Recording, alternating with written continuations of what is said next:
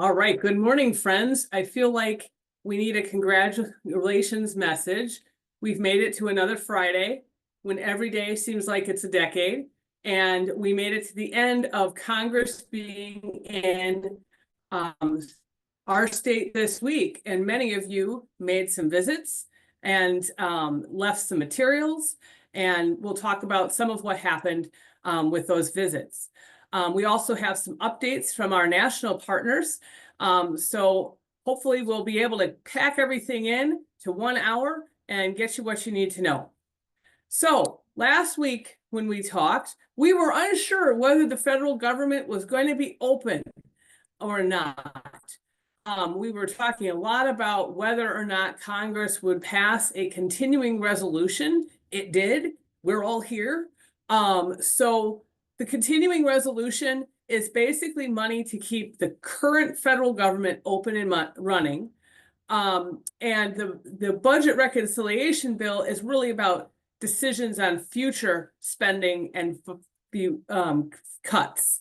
So the two things are completely separate, but they are related in one way, because the continuing resolution that passed last week did have some cuts in it, and it included $30 billion in cuts to existing what are called discretionary programs.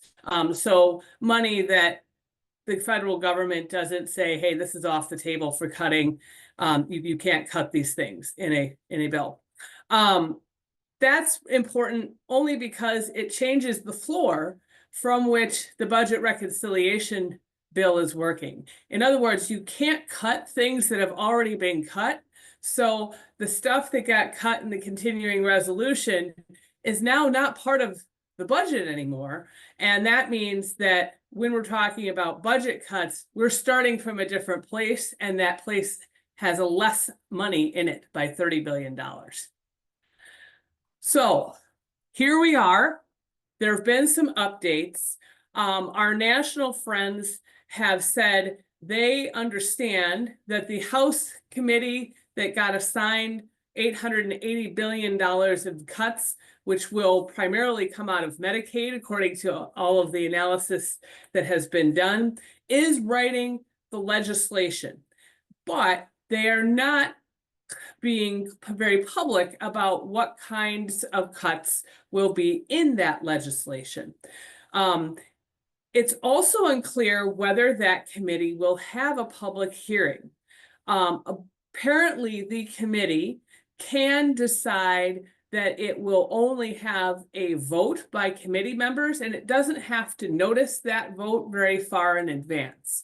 So their national folks are unclear if there will be knowledge of what the cuts are proposed, and whether there will be a hearing where all members of the committee really have a discussion about those cuts, or whether the committee will only hold a vote on the proposal, which some members on that committee will likely not have seen or read.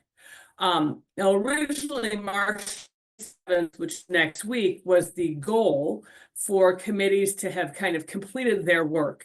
That seems like it's ambitious at this point. But national folks are saying the process is moving in some way, because the Congressional Budget Office, which is kind of like our fiscal bureau in the state, has been asked to score different ideas to see how much money they would save. So what we're hearing from our national advocates is they're operating like all of the cut ideas we've been discussing since January are truly on the table. Now, once the House Energy and Commerce Committee decides what it's doing and passes that whatever legislation it comes up with out of its committee, it goes to another committee. So there will be a moment when we will know what the details are in legislation. And it seems like there may be some interest in keeping that moment under wraps for as long as possible. On the U.S. Senate side, there's been some development that the Senate is now moving closer to writing a budget resolution. Remember, the House and the Senate have to pass the same thing. So exact same language before it can be approved by the president. And they appear to be working on their own budget resolution, which is more similar to the House resolution than it was originally going to be. It looks like it will have some differences. So that tells us that there is disagreement between the House and the Senate. Okay, that likely buys us more time at the end of the process. But national advocates are also saying every Senate office is saying something very, very different from each other when it comes to what Medicaid cuts they are thinking about or aren't supportive of. That means there's a lot of disagreement, but I want to be clear that the width of disagreement is between senators who want to go even farther than what the House has proposed and senators who want to make cuts but want them to be kind of around the edges. Nobody's saying no cuts, which is important, because that certainly is our message. But the width between light cuts versus the deepest cuts you can think of is pretty big. So again, the national advocates are kind of interpreting this as really all the cut ideas we've been talking about are on the table. We just had our US senators and representatives in district this week. They're coming back. They live here too, in April. So put that week on your calendar. We'll start talking and thinking about that opportunity closer to the date, but there it is. The national folks are also saying there's a new kind of goalpost, right, for when would they want everything to be all done. And in other words, the House and the Senate have passed not only a budget resolution, but their actual bills that would, the reconciliation bills that would make the cuts, and they have the same language and it's going to the president. Their new goal is Memorial Day. That's considered pretty unlikely. Mainly because there are so many disagreements about what to do, and those disagreements are really about Medicaid. So some of the national folks are saying we could be, in this process more likely well into the summer or even August. So just a little way of, focusing in on the House, which has already passed its budget resolution. Now they are starting this first step where the committees are actively writing legislation, getting advice from their, support agencies. And, I just want to note again, the committee doesn't necessarily have to have a markup hearing. They can just announce a vote and pass it out of a committee without a hearing. But it then goes to another committee. Once they have a vote in this committee, the language that they've drafted in legislation will become public, and that will mean there will be a whole bunch of people, myself included, maybe all of you, who are reading legislative language, trying to figure out what is in it and what it means. Meanwhile, amazingly, last week, only 1 week ago, we had the Senate held its hearing for the nominee to lead the Centers for Medicaid Services. This is a really important federal agency within the Department of Health and Human Services at the federal level, and its job is to manage Medicaid. Medicaid is one of the most flexible programs the federal government has ever designed. They have a very, loose architecture of what states have to do, and then they give states enormous flexibility about what they can do. And every state has made different choices since 1965, which is why every state's Medicaid program really is unique. And the Centers for Medicaid Services not only manages and makes sure that all of the payments to, the people who are providing, the workers in places that are providing health and long-term care are getting paid and those payments are correct.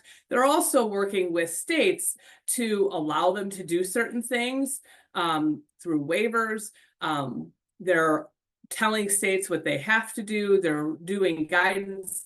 a lot of how Medicaid programs operate in the state is really done by this agency. So it's really important agency. And I think the one thing I would like folks to notice is that, first of all, when directly asked, this nominee would not commit to no Medicaid cuts for the agency that he's about to lead. And his opening statement is really interesting. I have it highlighted here. Notice how Medicaid is being talked about. It is being talked about as a financial, burden in some ways. It's the #1 expense item in states. Consuming, which is kind of not the same language as spending. Medicaid is being portrayed here as a thing that is taking away from other things states want to spend money on. And that's a really interesting way of framing it, because Medicaid is actually paying for a lot of, people's jobs in these states. And it's interesting to have the incoming nominee kind of characterize the program that he's about to oversee as something that perhaps is a problematic for states' budgets, as opposed to providing health and long-term care, and recognizing that Medicaid pays, I think, about 19% of what hospitals earn, and it pays about 50% of what managed care organizations earn, because managed care organizations provide care to about 75% of people in Medicaid. So really, really big, important funding mechanism for lots of workers in states, but being portrayed as a budgetary problem that is taking away from other things. The other thing that came up last week is, there seems to be some walking back of some earlier promises to, not cut Medicaid. You'll see here that the president was quoted as being very open to cutting fraud, waste, and abuse, which we have talked about in previous webinars as being a kind of a code there, that there isn't a lot of fraud, waste, and abuse in Medicaid that is documented, but it's become a 3-word phrase that means that folks feel like cuts are appropriate, and a way to justify cuts. You'll also notice that there is a reference to being open to work requirements, and we've covered that in some previous webinars as well, as being a way to make it harder for people to get or stay in Medicaid. And you'll notice the last part of that sentence is, discussing the ways to reduce the rate of growth in healthcare programs. Well, one way to reduce the rate of growth is to not have as many people in them, so you're not spending money on covering those people because they're not there. Also, a couple of quotes from an important member of the House. The whip is the person who is in charge of making sure everybody votes the way they're supposed to in politics world. And I just want folks to see that, again, Medicaid is being portrayed as, something that has criminal activity. A scam and money laundering are phrases that really imply there's something illegal going on. And that, some of the ideas that they're talking about there, that isn't true. A few weeks ago, I got myself excited because Speaker Johnson promised not to do the 2 of the biggest things on the ideas menu that would cause the most financial risk for states. And that was per capita caps and reducing the amount of federal money that the federal government provides to help states operate their Medicaid programs. It's called the FMAP. That's the amount of matching funds that are provided to states by the federal government.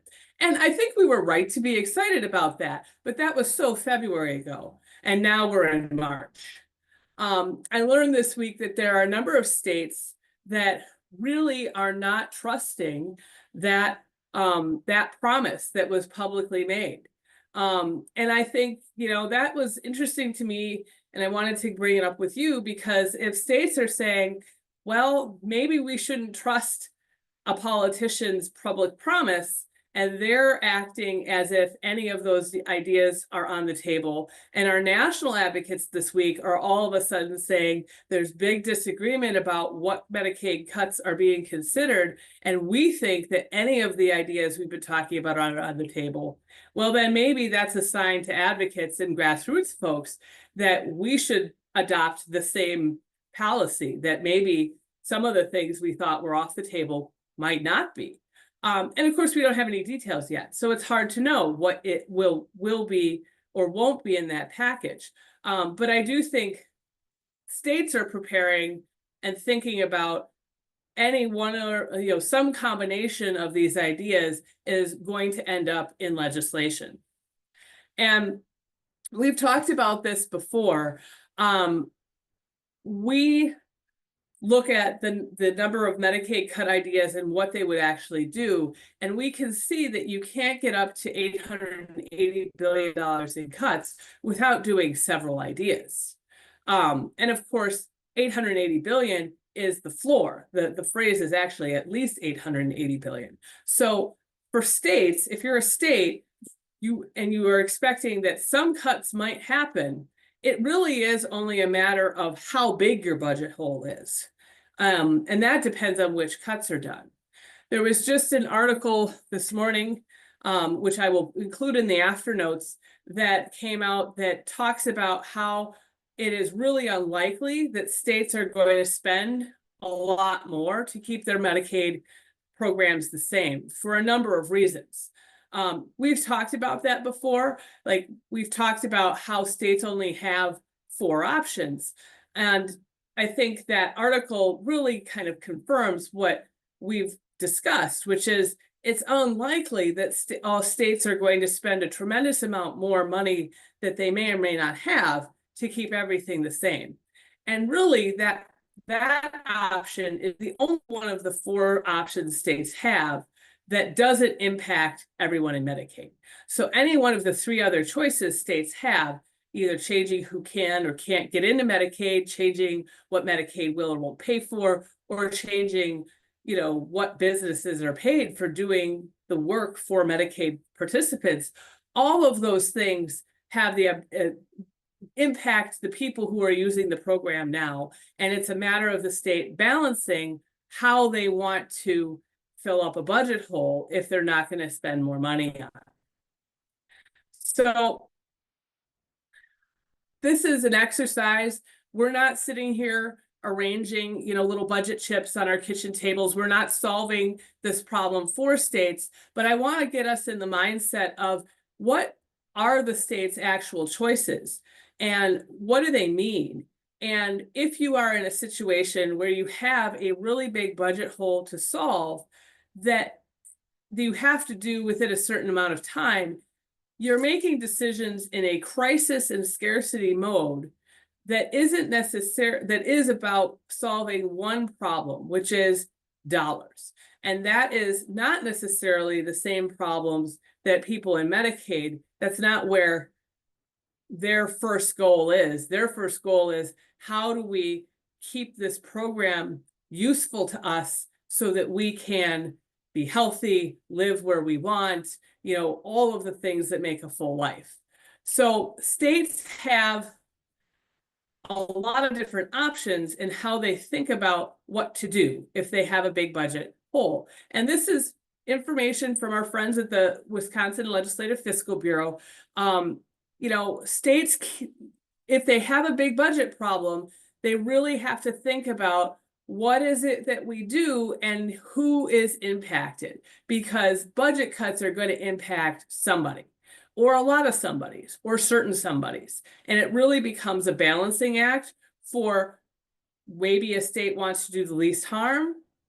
Maybe they'll make cuts that affect a lot of people, or they could make cuts that affect a few people, or they make cuts that affect all people. Like, maybe they change what prescription drugs are covered. And If you need that prescription drug that is no longer covered, it doesn't really matter what Medicaid program you're in, you are affected by that change. This table is organized by the column cost per year. So you can see which populations of people are the least costly and the most costly per year to cover under Medicaid. And you'll notice that the bottom part of that table, the folks that are the highest cost to cover are children with disabilities, adults with disabilities, and older adults. If you look at the people column, that's the number of people in each category. And you'll notice an interesting relationship, that the people who are the lowest cost are the majority of folks in Medicaid. Wisconsin has about 1.2 million people in Medicaid. And the first three lines are people who are not considered part of the disability population. There absolutely are people with disabilities in that children and adults category, but they're maybe not in the long-term care side of things. And the most people who are in Medicaid, who are the lowest cost, are those non-disabled groups. And then you look at the bottom column and you can see there's far fewer people who are eligible, who are in Medicaid that are, in disabled or older adult populations, but they happen to cost the most. Okay, here's another way to think about this. Now we've organized the table by how much does each group cost per year. And you can see a couple of relationships here. Who's the lowest cost group to cover? Okay, children with disabilities, that's the second lowest cost group, but there's only 36,000 children with disabilities.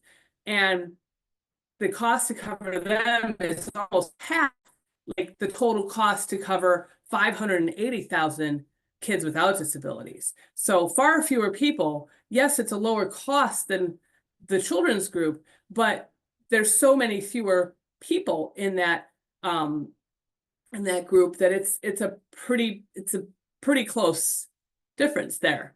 Then you look at the next categories and you'll notice the most expensive people to cover are adults with disabilities.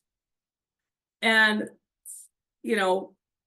even more than 150, it costs $3.8 million to cover 150,000 adults with disabilities. It costs less by almost $1 billion to cover 530,000 adults. Older adults, you're right in there too. Again, 90,000 people, 2.5 billion. So the whole point of this is the people who need the most help over the longest amount of time, they are also the highest cost people. And if you are looking at a budget situation of how do you save a lot of dollars, there aren't too many choices. You can either make cuts that affect many, many, many low cost people, or you can change how you do things for those higher cost populations. And it's not that different from what, the Energy and Commerce Committee is doing. You have very few things that committee oversees. And why do we think that Medicaid cuts are what that committee is going to do? Because that's the deepest pot of money. You can get the most money out of cutting that particular program, just like you can get the most money out of cutting the fewest number of people by going to the highest cost people. Again, no decisions have been made, but the position the state is in is a problem-solving position of how do we figure out, depending on the size of the hole, what we do about that hole. There's a lot of ways states can solve budget holes, but some are a lot more likely than others. And this slide is demonstrating that our institution diversion programs are something that we should be worried about. Tommy Thompson, way back in the 90s, recognized that the costs of nursing homes were going to be unsustainable if we kept sending more and more people into those institutional settings, especially if they didn't have to be there. And that is essentially how we got the idea of family care and IRIS moving in this state. They were always cost-saving programs, and they are cheaper. We're supporting a tremendous amount more people in the community at a far lower cost than they would be if they had to be in nursing homes. And in fact, that's one of the ways that you qualify for family care IRIS or CLTS. You have to have a nursing home level of care. That's basically saying if we weren't in these programs, then you would be in a nursing home. So there's absolutely no question that they are a good financial decision for the state. They're fiscally responsible. They were always programs that were designed to save the state a lot of money, and they have. They serve the highest cost populations who need the most care for the longest time.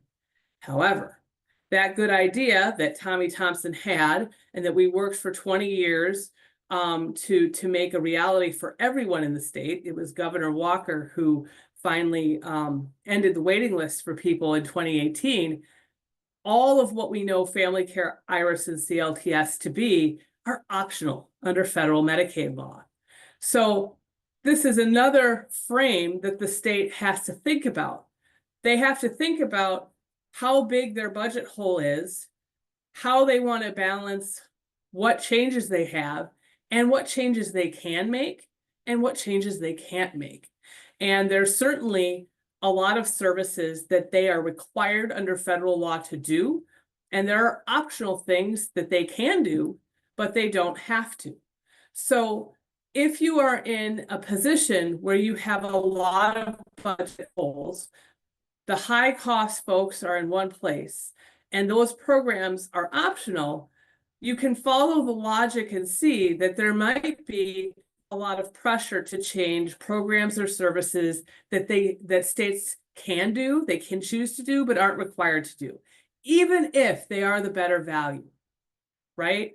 No doubt that the institution diversion programs are a great idea. They've been very effective for the state. We don't have, huge amounts of people going into nursing homes or other institutions that are much higher costs, but they're optional, which puts them more at risk than other things. Already, states have a lot of flexibility. I talked about how Medicaid is one of the most flexible programs. States have an enormous ability to design their Medicaid programs, to choose who they want to serve and how, to design different programs and have different rules about eligibility and who they serve and what they do. That is part of Medicaid. In lots of other states, there are lots of different approaches, and some of those approaches have and policies that they put in place have been about saving money, controlling the Medicaid budget. Wait lists are one thing that many states, 40 of them, commonly use to control who gets into a Medicaid program. And there are lots of places where people may be eligible for services and the state goes, yep, you're eligible, and they have to wait until a spot opens up. And that used to be the case in Wisconsin until actually relatively recently. In 2018, Wisconsin finally expanded family care and IRIS statewide, and that meant that you could get long-term care services through those programs no matter where you lived. Before that, depending on what county you were in, might have meant that you were on a wait list, and you might have waited for many years before you could get into the program because the amount of money that the county had to spend was fixed. And they could only, it's kind of like an example of a per capita cap, right? You only had so many dollars, and so you only could take so many people and use up all those dollars, and there were people left waiting outside the door to be let in.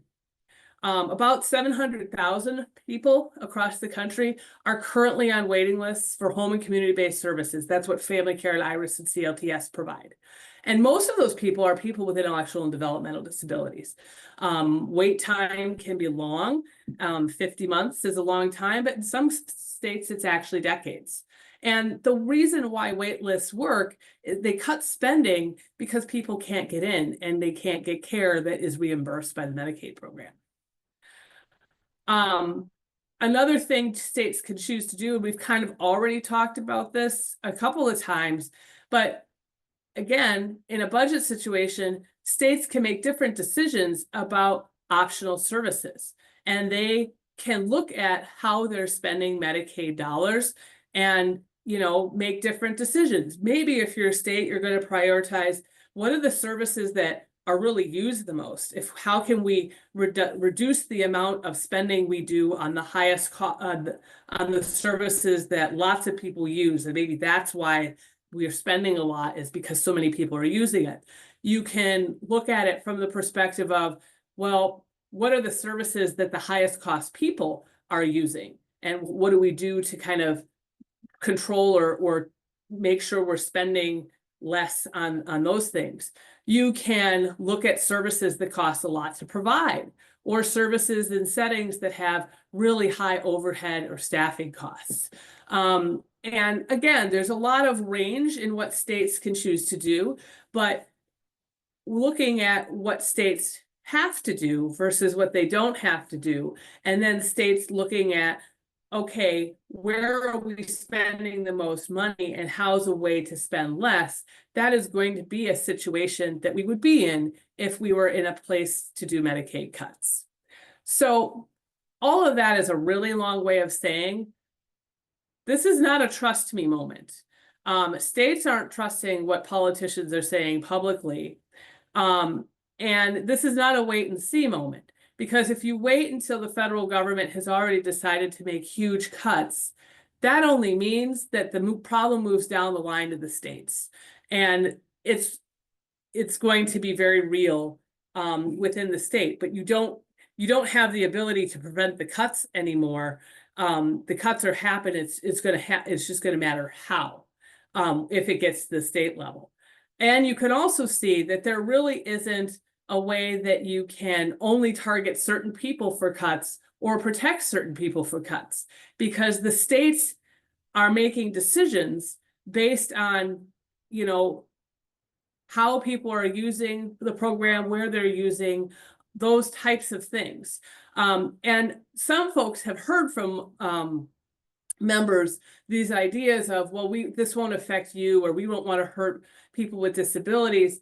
And yet people with disabilities are the smallest numbers in the program and the highest costs. So it becomes less and less logical that large cuts to Medicaid will not hurt the people who rely on it the most for the longest time.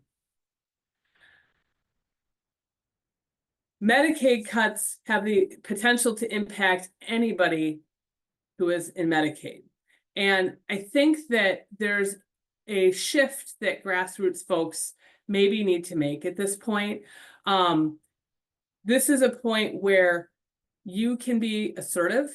You can say what is true and what is not true to lawmakers. You've already been doing a great job between drawing, this is what a cut would mean for me in my life.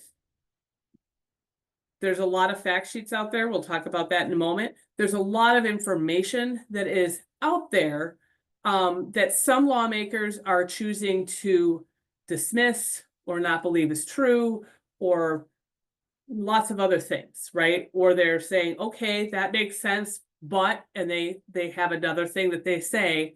The fact sheets are supporting documentation. You're the proof. You are the constituent. You're the potential voter. And that's why Medicaid matters to them. You're going to be the person who's going to remind lawmakers of who's going to end up living with Medicaid cuts. And that you're watching what they're doing, and that you want to make sure that what they're doing is not going to negatively impact you and your family.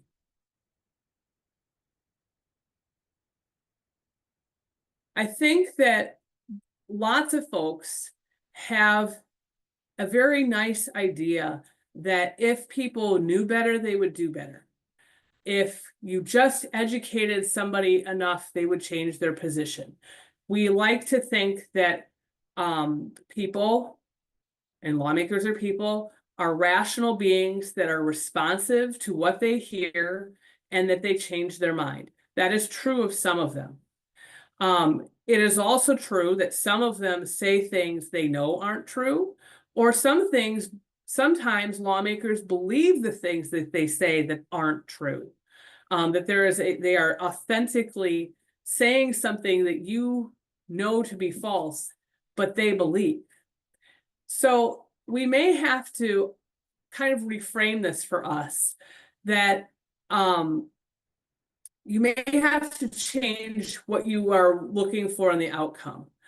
It isn't necessarily that you're going to change their mind, although we hope that is the case. We hope that they will listen to enough constituents and that will impact how they vote or how they feel about Medicaid cuts. You are a person that is the one who is speaking truth to power. And your goal is to respond in a way that lets lawmakers know, hey, what you're saying is not something that I am buying. You're selling something that I will not buy. You may have to say things like that is not true, or I do not believe you, or I can't afford to trust that what you think is true is going to end up being what happens, because my reality depends on this program being better than it is right now, but at least the same. And you can say those things and let the lawmakers figure out how to respond to your lived experience and the supporting documentation and facts, right? Like, your lived experience really is the truth. And then all of the other supporting stuff supports what you're saying. Don't allow people to win the war on silence. If you don't respond, it means the message for them worked, that you have stopped engaging because you have given up. And this is an important time not to do that, even when you know that what you say is likely not to be heard or to change the mind in the way you want it to. It's important to keep saying it, because it is a reminder that there are lots of people who are questioning what messaging is coming from lawmakers and whether it is true or not. A couple of constituents sent in responses that they got from Wisconsin's congressional delegation, and we're going to break a few things down and then talk about one member of our delegation that is really doing a great job elevating all the things that you've been saying for the last 6 weeks. So we're going to start with kind of the confusing ones and then end with the legislator who's using all of what you're telling her and really making sure that more and more people hear it. Okay, so this is a response from one of our congressional delegation, and I've highlighted some key words here, which we'll go through on the next slide. Some of these phrases, and we won't touch on all of these because we've spent a lot of time on work requirements already. And we've spent a lot of time on talking about how, when you make a definition, that means there are some people who think they should be included in that definition who aren't, right? Whether or not you're able-bodied, for example. There's also some new things in that messaging to constituents that are important. People who are in Medicaid, there are not illegal aliens and other foreign nationals who are not supposed to be in Medicaid.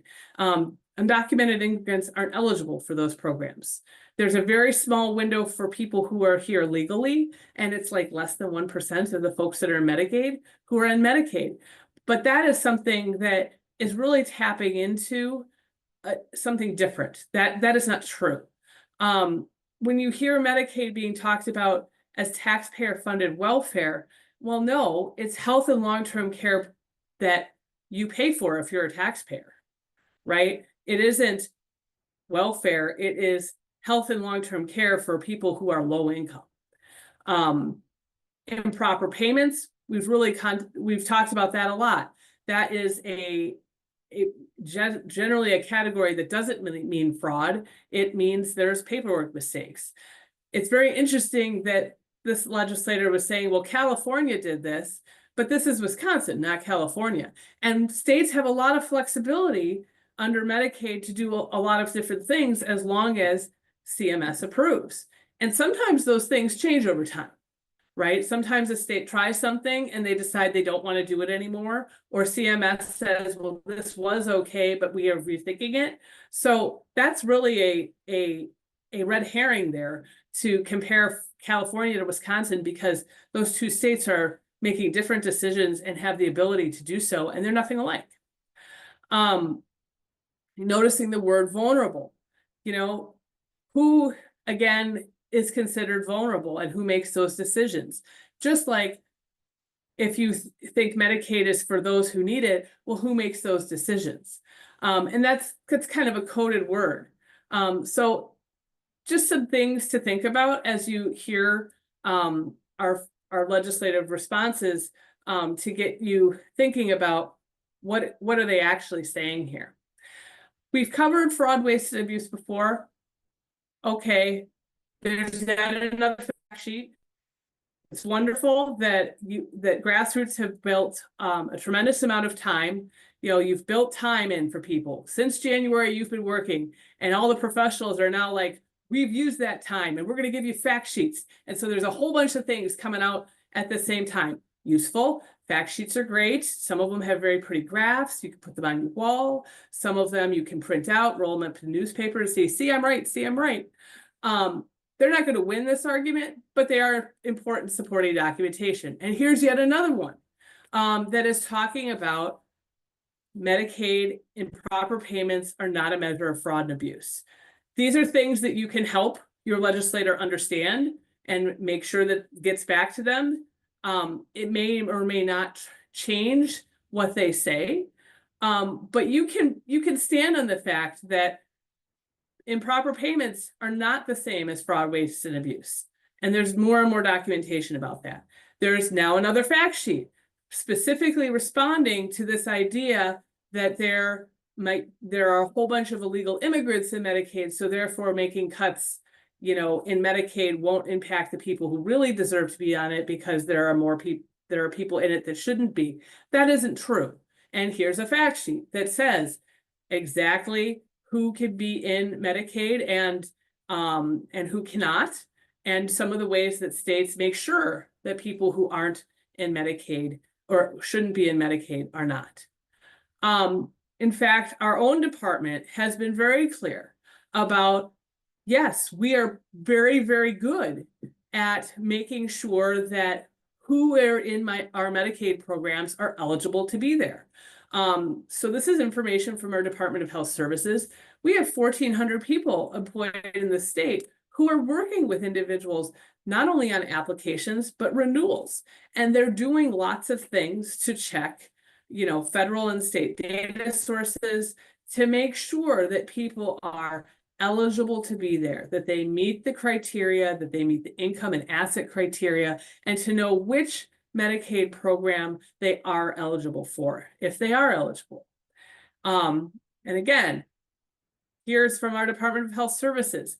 These are the steps that folks go through. A lot of you are very familiar with these steps because you have to do it every year. And it is a continual process. Again, our Department of Health Services, this is how they explain what it is they do to guarantee that the folks that are in Wisconsin's Medicaid programs are in fact eligible to be there.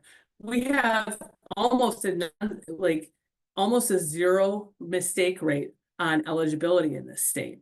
So lots of process, lots of things that you're familiar with to make sure that everybody who is in Medicaid is eligible to be there. And this is all stuff you can repeat back to a lawmaker. We have some ideas of how you might talk about some of the main themes that keep coming up in many messages that constituents are receiving about fraud, waste, and abuse, about work requirements, about people being in Medicaid who shouldn't be there. I'm not going to go through all of them, but these are some ideas for you to think about in terms of how do you provide a response that is factual, that matches your lived experience, and that also is, a response that puts a lawmaker on notice that some of the things they say aren't actually something that constituents believe are true. I just threw this up here because sometimes there are people in the state who reply to me what they have said, and you can take that for what it's will. But it's an interesting approach. When I say be assertive, there's lots of ways to do that. This came out of the same person's mouth, but you can see that both are responses that represent the feeling of that person who relies on these programs and is saying, this is not matching my experience. Here's a different lawmaker from our congressional delegation. And there's some good information in here. He's letting constituents know that he is hearing about Medicaid a lot. He is concerned that these cuts are going to happen, but he's also asking the constituents to do more work, and not necessarily understanding that a lot of their work has already happened by the time that they're having a meeting or are engaging in a town hall or are emailing or calling his office. So again, this is somebody who is supportive, but there's also a way that constituents can ask for members to do more, okay? So a way to hear and respond to a member who is saying some of the right things, but it's unclear what they're actually doing to help on those things. 50% of the calls are about Medicaid. Great data point to say publicly. You can encourage folks to do that, to make that part of their messaging. There are lots of people, you can gently remind members, there are lots of people who are still unaware of what Medicaid cuts might be going, and their stories are important too. There are so many people in Wisconsin that have been on this issue since January, but we know that there are many, many more. Not all of the 1.2 million people who are in Medicaid programs, nor all of the workers who are doing health and long-term care services for those people are aware of what Congress is considering and how it might impact the state, their job, or their health or long-term care. So there are a huge number of personal stories that have not been told yet.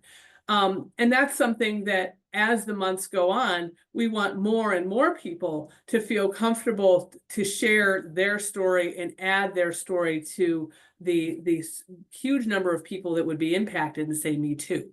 I think it's important for lawmakers to not want to turn off that spigot and to, see that as an asset, because it is. There's also a little bit of blaming. When you hear somebody saying the other party wants to do this, or trying to make the attention focus on, their colleagues who are not from the same party, you can redirect that. You can say, hey, I'm aware of the ideas. I'm aware of the majority. I'm aware that there's disagreement about which ideas to do, but I'm interested in what you're going to do. And how are you going to take what you're hearing from your constituents and make it into a message that you're talking about with your colleagues, that you're talking about publicly, that you're talking about in a way that is going to move minds and convince people to do something different. I also think it is not inappropriate to remind members when they're asking constituents to do more work, how much work you are already doing. Sometimes lawmakers don't realize how many things have to happen before a constituent takes that first action step, makes that call, does that email, and to do it over and over again is hard. We talked about, how it takes 5 to 7 times last webinar before somebody might get the information they need and take an action. The people that are engaging, and you are some of them with these offices, have already overcome a lot just to do that. And they're often people who are, have challenges in their own lives. You are doing this while you have regular jobs. Sometimes if you're sick, you're working around real barriers like no transportation options for non-drivers. You're doing it while you're doing unpaid caregiving. And I think it's an important part of the message to remind lawmakers that you're already doing a lot before you get to the point where you're doing all of the work that you have been. And so many of you have been great about doing media work. You've had great stories. Like, you are doing all of the things already. And so it's appropriate to remind them, hey, here's how much we're doing on top of our normal everyday challenges, and ask them, what are you specifically doing? How are you using the stories we're sharing with you? How can you help give us more content that we can share? How can we use this relationship to do more work instead of you asking me to do more work already? Lawmakers can do a lot of things, and they may need constituents to give them ideas. That's okay. You can be idea generators. We've learned a lot from our grassroots folks, and a lot of you have very creative, innovative ideas, and you'll voice them, and then all of a sudden things start happening. So you are a really creative group of people who's doing amazing things. Lawmakers can learn from that. And you can give them ideas and say, hey, I'm willing to help you do it. There are also things that lawmakers can do that individual grassroots constituents have a hard time doing. You don't have the same bully pulpit because you're not an elected official yet, right? So they have the ability to, think about how to talk about what they're hearing in various formats. They can have events. They can do town halls, they can do tours, they can do press releases, and those things will be listened to in a different way because they represent a whole bunch of people in a congressional district. They can also make some of what you're already doing and amplify it in their newsletters that go out to all sorts of people who may or may not know a lot about Medicaid cuts. They can do social media content. They can repeat the data points that are really important. Like, hey, 50% of who I'm hearing from is stuff about Medicaid. That's a really important thing to share. It really does help the press understand that there are lots of people that really are concerned about it. And every time they say those things and share those stories, it helps broaden the base of people who are concerned about Medicaid cuts and helps broaden the number of people who are engaged and working to prevent them. So this is a list of strategies that you can suggest to lawmakers who are already kind of uncomfortable with Medicaid cuts, and think about how do you build that relationship to help get, have them be working with you to get more coverage. And U.S. Senator Tammy Baldwin is an example of somebody who's out there doing that work already. She launched this week, when she was in state, a whole tour across the state. She was in Eau Claire, I think she was in La Crosse, she was in Madison, and she was talking exclusively about Medicaid and bringing people just like you with her to talk about real impacts in their lives. So she's saying the data point, hey, I'm getting 1,000 calls per day on Medicaid. If you've called, you're one of those 1,000 points, right? That week. She's pointing out the statistics that we've been talking about for a long time, right? 1 in 3 people with disabilities are using Medicaid. She's meeting with folks all over the state in different media markets and really using her voice as a legislator to elevate how this issue is impacting different parts of Wisconsin. And a lot of the people that she's taking with her are you. She's elevating and bringing forward the stories of people with disabilities and disability service providers. That's all about your grassroots advocacy. You've gotten the attention of a US Senator who has said, yep, this is a really important issue for the state. I understand it, and I am going to make sure that the people who are affected by whether cuts happen or not are part of the conversation and feature them. Another way to think about, changing and elevating the message. I have no idea who this is, but I think it's an important illustration of how just a few sentences can really tell a story. And this is something everybody can do as well. Some of you have done amazing posts talking about how Medicaid directly impacts your life or what you're worried about. But for those of you who haven't taken that step, this is a really great example of how do you establish, hey, I'm credible. I know what I'm talking about. I have experience. And my experience tells me that people using Medicaid are using it to get health and long-term care, not anything else. I think it's important, especially if you are a professional person who maybe works with lots of people who are in a Medicaid program but don't use it yourself. You can be a really important voice in this, an educative voice. This isn't lobbying. This is a post on social media, but it tells a tremendously important story from the perspective of a professional who is working with many, many, many, many people over a lot of years, and what those folks' lives are, how they're being, what the challenges are, and what the impact of the program actually is.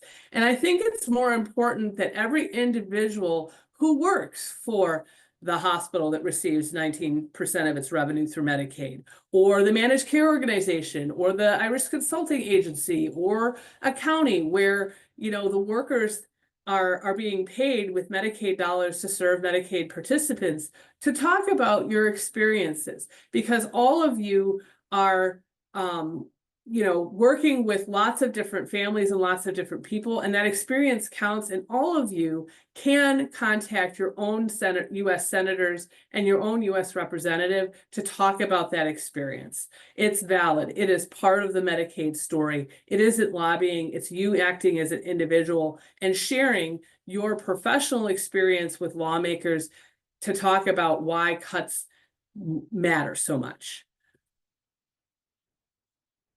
Okay, so we're going to cover this next week in a lot more detail.